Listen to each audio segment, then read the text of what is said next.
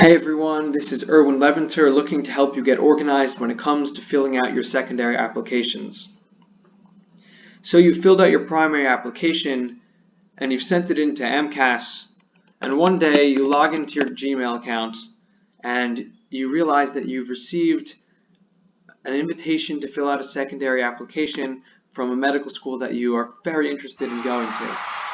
And so right away you get smart about things. And you know you're going to need to be organized, so you go to your folder for medical school applications and you make a second separate folder for your secondary applications. And within that folder, you realize that you're going to have many secondary applications to fill out, and so you're going to make each application a separate Google Doc.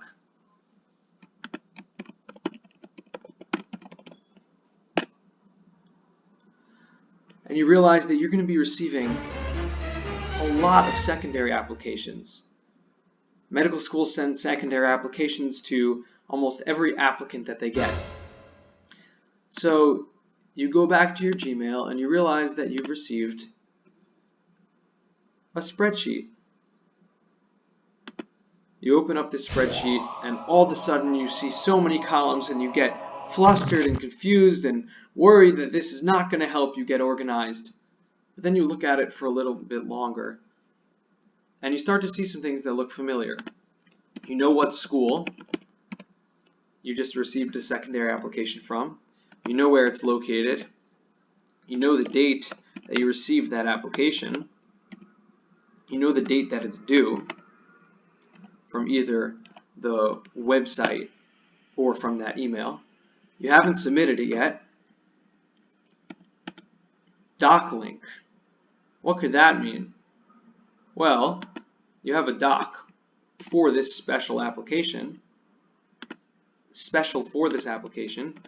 why not put a link to it right there in the corresponding cell so that you'll be able to access it whenever you want.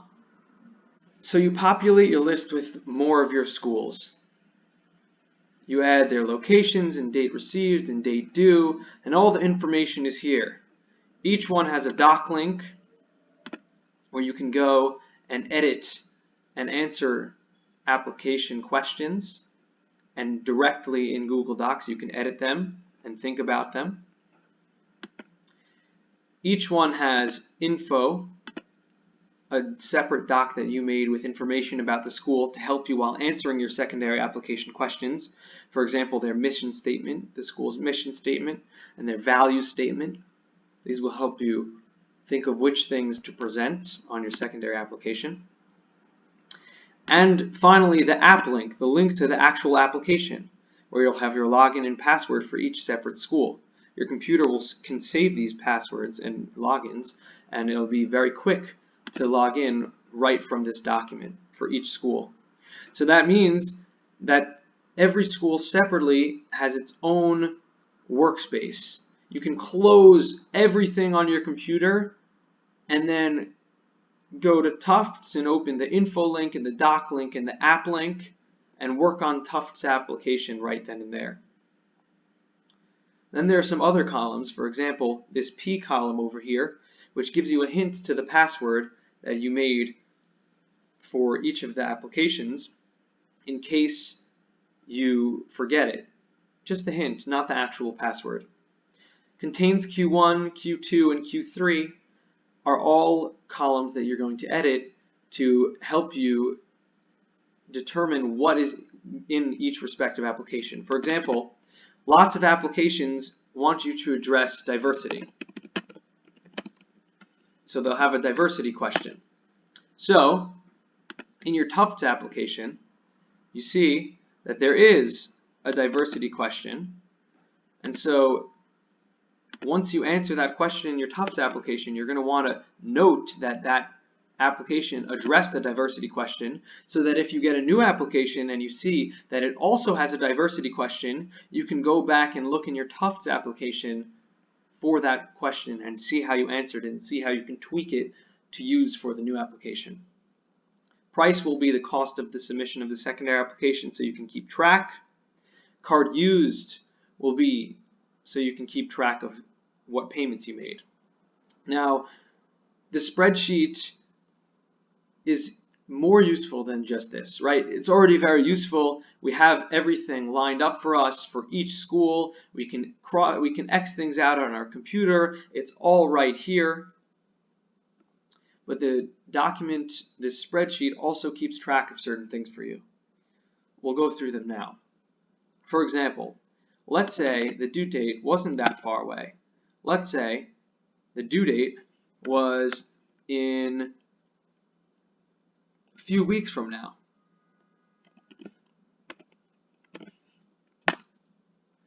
Everything would turn red. And you don't need to change this. As the date approaches being within 3 weeks of the due date, the spreadsheet will keep track of that, and it will change your school and this information to red once it's within 3 weeks of the due date of the application, so that you can keep track, and when you see this turn red, you can prioritize your application that is that color. Another thing that the spreadsheet does is if it's been within a few days of your receiving your application, date received will be bolded and underlined. If it's any more than that, date received will be in red, so that once again you can prioritize the application in red. Finally, once you submit your application and record the date that you submitted it on and press enter, that school will be crossed out and in green. You're in the green, you submitted it, you are done. You don't need to think about that anymore. Yet you have recorded what is in that application. You can always open up that application if you want to look back at it to deal with other applications. And thus the spreadsheet really keeps you organized and helps you towards very efficient filling out of your secondary applications. I hope this helps, and Mrs. Woodhill can give you my contact information if you have any questions about the spreadsheet or need anything regarding filling out your secondary applications. Thank you so much for listening, and best of luck with your applications.